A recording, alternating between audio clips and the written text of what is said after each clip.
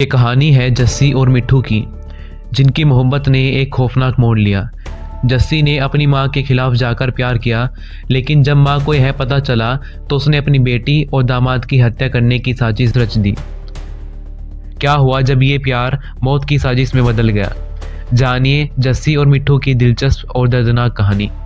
कहानी में आगे बढ़ने से पहले अगर आप इसी तरह की और भी वीडियोस देखना चाहते हैं तो हमारे चैनल को सब्सक्राइब कर नोटिफिकेशन ऑन कर लें। नवंबर 1994 की बात है। मिट्ठू घर जाने के लिए अपने दोस्त के साथ कमल चौक पर खड़ा था। तभी उसने दूर से आती एक बला की खूबसूरत लड़की को देखा। गोरा रंग, बड़ी बड़ी आंखें और लंबा कद। उसकी नज़रें ठहर गई। वो लड़की कोई और नहीं जसविंदर कौर उर्फ जस्सी थी। जस्सी कन्नाडा से अपने ननिहाल आई थी। उसके साथ उसकी माँ मलकीत और मामी थी। जस्सी अपनी माँ और मामी के साथ टेम्पो में बैठ गई। मिट्ठू और उसका दोस्त भी टेम्पो के पीछे लटक गए। दोनों की मंजिल गांव के खोसा गांव थी।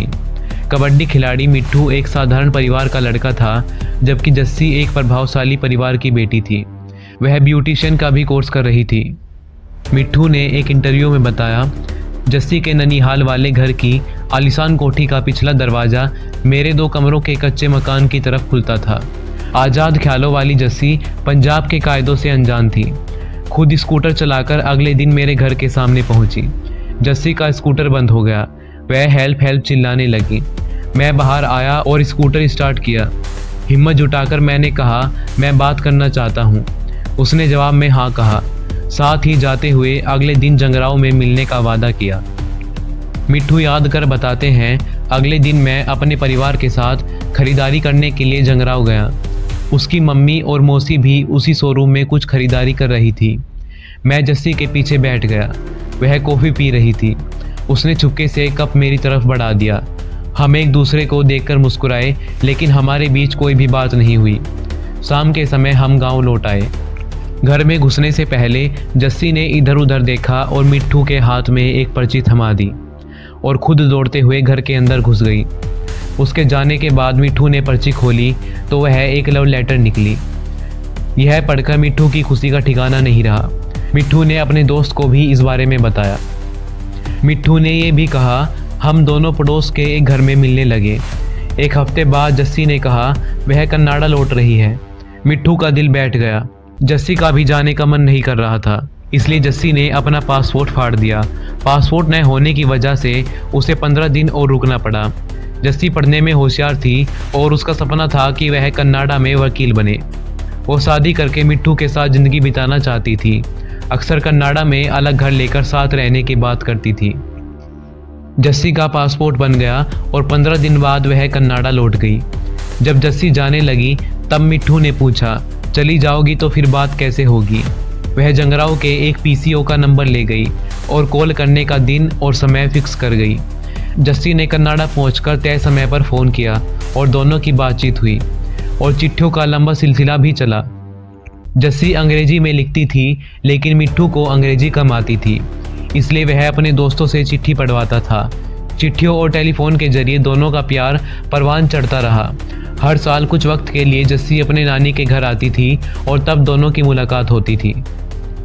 मिट्ठू और जस्सी की लव स्टोरी को 5 साल हो गए थे। साल 1999 में जस्सी की माँ मलकीत और मामा बादेश ने एक बड़े ख़ानदान में उसके रिश्ते की बात शुरू की। जस्सी ने विरोध किया, लेकिन वो मिट्ठू से प्यार करती थी। उसने यह बात नहीं बताई। जस्सी जानती थी कि मिट्ठू मिडिल क्लास से है, इसलिए उसकी माँ इस रिश्ते को स्वीकार नहीं करेगी। जस्सी ने मिट्ठू से शादी करने का फैसला ले लिया। जब छुट्टियों में ननिहाल आई तो उसने मिट्ठू के सामने शादी करने का फैसला जाहिर किया। मिट्ठू कुछ बात को समझता था, लेकिन उसने पूछा, इस तरह अचानक? मैं बात करता हूँ तुम्हारी माँ से। तब जस्सी ने कहा, नहीं मिट्ठू, तुम मेरी माँ को नहीं जानते। मेरी माँ वही करती है जो मेरा मामा कहता है। मामा अपने बिजनेस के फ़ायदे के लिए मेरी शादी किसी और से कराने की फिराक में है। जस्सी और मिट्ठू ने अमृतसर गुरुद्वारे में जाकर शादी कर ली। जस्सी ने कहा, सही वक्त आने पर वह कन्नाडा में सबको बता देगी और माँ को भी समझा देगी। तब तक शादी के बारे में किसी को नहीं बताना है। कन्नाडा में माँ और मामा ने शादी के लिए जस्सी पर दबाव बनाया। माँ उसकी एक भी बात सुनने को राजी नहीं हुई तो उसने अपनी शादी के बारे में बता दिया। जस्सी ने मिट्ठू को कन्नाडा बुलाने के लिए अप्लाई भी कर दिया। बस फिर क्या था, जस्सी के बुरे दिन आ गए। जस्सी के साथ मार पिटाई हुई और उसे घर में कैद कर दिया गया। मामा बादेश ने सलाह दी, पंजाब में क्या गूल खिलाकर आई है, यहाँ कन्नाडा में किसको पता लगेगा, इसकी शादी करा देते हैं। घर में शादी की तैयारियां जारी थी। जस्सी कभी अपने कमरे से चीख कर विरोध करती तो कभी अपने माँ के सामने गिड़गिड़ाती, लेकिन उसकी हर बात अनसुनी कर दी जाती। मई 2000 की बात है। जस्सी को पता चल गया कि उसके मामा ने अपने रसूख का इस्तेमाल करके मिट्ठू और उसके दोस्तों को फंसा दिया। उन पर जस्सी को अगवा कर जबरन शादी करने का मामला दर्ज करवा दिया गया।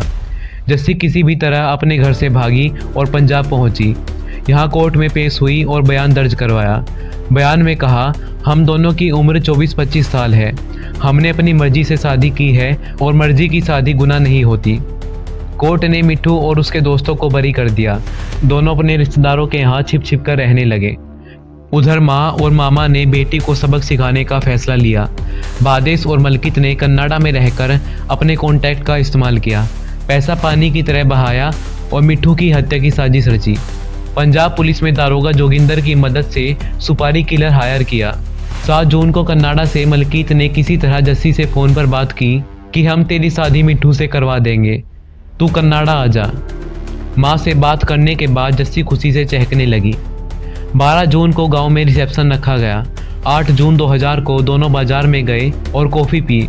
जस्सी ने रंग बिरंगी चूड़ियाँ, लिपस्टिक, झुमके और गजरे खरीदे। जब लौट रहे थे तभी रास्ते में उन पर तलवार और रोड से हमला हुआ। जस्सी को भी रोड लगी। मिट्ठू पर भी लगातार हमले किए गए। जस्सी चीखती रही और चीखते चीखते बेहोश हो गई। कुछ देर बाद हमलावरों ने मिट्ठू को पैरों से मारा। जब कोई हरकत नहीं हुई तो उसे मरा समझ लिया और पास के नाले के किनारे फेंक दिया। दोषियों के कबूलनामे के अनुसार जब जस्सी को होश आया तो हमलावरों ने मलकीत से फ़ोन पर बात करवाई। मलकीत बोली, अब तू कन्नाडा आ जा, जो हो गया सो हो गया, तूने एक गलती कर ली, हमने सुधार दिया, अब सब कुछ पहले जैसा है। इस बात को सुनकर जस्सी चीखी। उसने कहा, तूने धोखा दिया है माँ, मैं पुलिस, मीडिया और कानून को सब बता दूंगी। उधर से बादेश ने कहा, इसे खामोश करा दो। बदमाशों ने जस्सी का भी गला रेत दिया, पूरे शरीर पर चाकू से कई वार किए और लाश को नाले में फेंक दिया। मिट्ठू हमले में मरा नहीं था। वहां से गुजर रहे लोगों ने उसे अस्पताल पहुंचाया। कई दिन तक जिंदगी और मौत से जूझता रहा। जस्सी की लाश मिलने के बाद पुलिस ने मलकीत और बादेश से संपर्क किया तो उन्होंने लाश को पहचानने से इनकार कर दिया। जब मिट्ठू को होश आया तब उसने पूरी कहानी बताई। जस्सी की मां मलकीत और मामा बादेश समेत 13 लोगों पर आरोप लगाए गए। 3 लोगों को आजीवन कारावास की सजा हुई। 2012 में बादेश और मलकीत को कन्नाडा में गिरफ्तार किया गया। इस केस में सबसे निर्णायक मोड़ तब आया जब जनवरी 2019 में कन्नाडा से दोनों को भारत लाया गया। अब दोनों पर देश में मुकदमा चल रहा है। मिट्ठू ने जस्सी के लिए इंसाफ की लंबी लड़ाई लड़ी।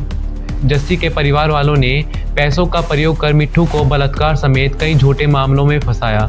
हालांकि वह लड़ा और बरी हुआ। मिट्ठू का दावा है कि साल 2012 में एक विधायक के जरिए जस्सी के परिवार वालों ने समझौता करने की कोशिश की। केस वापस लेने के बदले 14 एकड़ जमीन और 1 करोड़ रुपए देने की पेशकश की गई, लेकिन उसने साफ मना कर दिया। उसने कहा, जस्सी का प्यार बिकाऊ नहीं है। ये थी जस्सी और मिट्ठू के प्यार और उसके अंत की कहानी। आपकी इस घटना पर क्या राय है, कमेंट बॉक्स में ज़रूर बताएं और ऐसी ही और वीडियोस के लिए चैनल को सब्सक्राइब करें।